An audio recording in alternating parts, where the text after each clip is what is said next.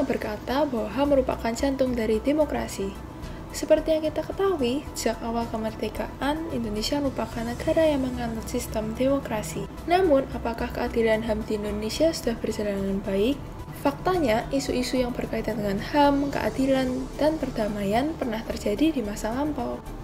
Kecacatan hukum, perekonomian, dan kesadaran akan HAM menjadi beberapa dari sekian banyak faktor pemicu terjadinya tragedi dengan isu-isu tersebut. Tragedi HAM apa sajakah yang pernah terjadi di Indonesia? Berikut adalah contoh-contohnya. Yang pertama adalah kerusuhan Mei tahun 1998, yang kedua adalah kasus Trisakti, yang ketiga adalah kasus Semanggi I, yang keempat adalah kasus Semanggi II, kasus kelima adalah kasus penghilangan paksa, kasus keenam adalah kasus Tarangsari, kasus ketujuh adalah kasus Tanjung Priuk, dan yang terakhir kasus ke-8 adalah tragedi 1965. Berbagai tindakan telah diupayakan oleh beberapa pihak, termasuk berbagai presiden juga memberikan janji untuk menuntaskan permasalahan dan hal ini, termasuk Presiden Joko Widodo. Hal ini bahkan belum termasuk buruknya pemerataan pembangunan di Indonesia serta kesenjangan sosial yang ada. Paling parahnya lagi pada masa Orde Baru, di mana kebebasan demokrasi dikengkang. Jadi dengan ini, apakah isu-isu tersebut tidak akan terjadi lagi saat ini? Bila dibandingkan dengan masa-masa silam, kini kebebasan berpendapat dan berdemokrasi Indonesia telah jauh lebih baik. Sudah tidak sedikit masyarakat yang berani untuk bersuara dan melek akan hak dirinya dan juga sesama. Dengan ini pula, meskipun Indonesia merupakan negara mayoritas Muslim, umat Kristiani dapat berkumpul, saling mendukung, peduli, dan menjalankan ibadahnya dengan rasa aman di dalam kelompoknya. Pemerataan pembangunan pun sudah terbilang jauh lebih baik dari sebelumnya. Situasi perekonomian yang baik pula menyebabkan banyak masyarakat yang hidup sejahtera sehingga anak-anak dapat memperoleh pendidikan secara layak. Tetapi sangat disayangkan bahwa tidak semua orang dapat merasakan hal yang sama dengan kebanyakan orang. Masih terdapat beberapa daerah terpelosok dengan akses yang sulit untuk dijangkau. Bahkan jenis kebutuhan seperti sanitasi, air bersih, listrik, dan lain sebagainya sulit untuk didapat. Padahal, hal ini sesungguhnya dapat diselesaikan dengan teknologi-teknologi konversi terbaru yang telah ada, seperti sumber listrik yang menggunakan tenaga surya, dan lain sebagainya. Meskipun fenomena dari awal tahun 2020, isu mengenai kemanusiaan adalah damai terus menerus menimpa kita. Seperti pada kota lalu, kontroversi yang besar mendapat tidak bagi banyak pihak terutama buruh. Berakhir pada demonstrasi dan tentu menimbulkan kerumunan pada jumlah besar. Diskriminasi kepada para nakes, terorisme, dan lain-lain sebagainya di situasi sulit seperti ini. Isu-isu yang terjadi yang telah kami lihatkan saja tidak hanya terjadi di Indonesia saja, bahkan di dunia. Permasalahan yang berdekatan dengan rasisme, terorisme, perbudakan, dan masih banyak lagi terus terjadi di berbagai belahan dunia.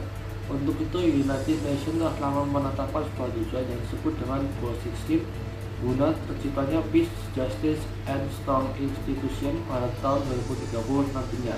Bagaimana hal ini bisa diwujudkan? Banyak orang beranggapan bahwa ini semata hanya peran dari pemerintah saja. Memang benar hal ini hanya dapat terjadi apabila pemerintah suatu negara stabil dan baik. Namun tidak hanya pemerintah, kita semua pun wajib turut andil dalam proses ini. Bagaimana cara kita dapat ikut serta dalam proses mewujudkan dunia dengan peace, justice, and strong institutions? Banyak sekali media dan metode yang dapat kita lakukan. Pertama, bagi Anda yang menyukai seni, sudah terdapat banyak sekali pameran-pameran seni dengan tujuan kemanusiaan, baik mengapresiasi bentuk kemanusiaan, keadilan, ataupun perdamaian oleh sang seniman melalui karya-karyanya. Penggalangan dana dan lain sebagainya yang dapat dijadikan sebagai contoh.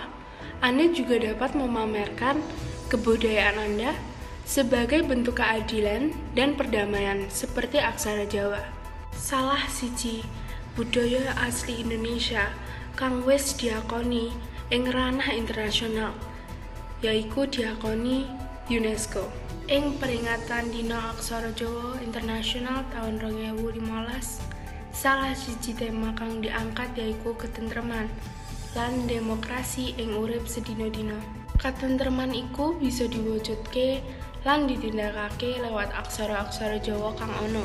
Kedua, Anda juga dapat mewujudkan perdamaian melalui ajang olahraga. Melalui olahraga yang memiliki sifat universal ini, Anda tidak hanya dapat mengangkat derajat Anda, melainkan juga menciptakan persatuan. Terakhir, cara yang paling mudah adalah dengan Anda aktif dalam menyuarakan ketidakadilan dengan etika yang baik, volunteer, membuka penggalangan dana, dan masih banyak lagi. Tentu saja, kegiatan di atas dapat berjalan dengan lancar apabila promosi juga dilakukan secara baik. Di era 4.0 seperti sekarang ini, untuk kegiatan seperti volunteer dan pameran contohnya, terutama pada masa pandemi, Anda dapat melakukan promosi secara online dan memberi endorse kepada public figure ternama yang dapat menyampaikan informasi kepada publik secara cepat. Anda juga wajib untuk membuat website resmi kegiatan Anda yang menjelaskan segala informasi mengenai kegiatan yang Anda adakan secara detail agar memberi kesan formalitas kepada publik. Anda juga dapat membuat rekaman guna mempromosikan kegiatan Anda, baik itu di televisi, TikTok, maupun YouTube. Sedangkan untuk bersuara, Anda dapat menggunakan media sosial yang sedang viral secara mandiri maupun meminta tolong kepada orang lain.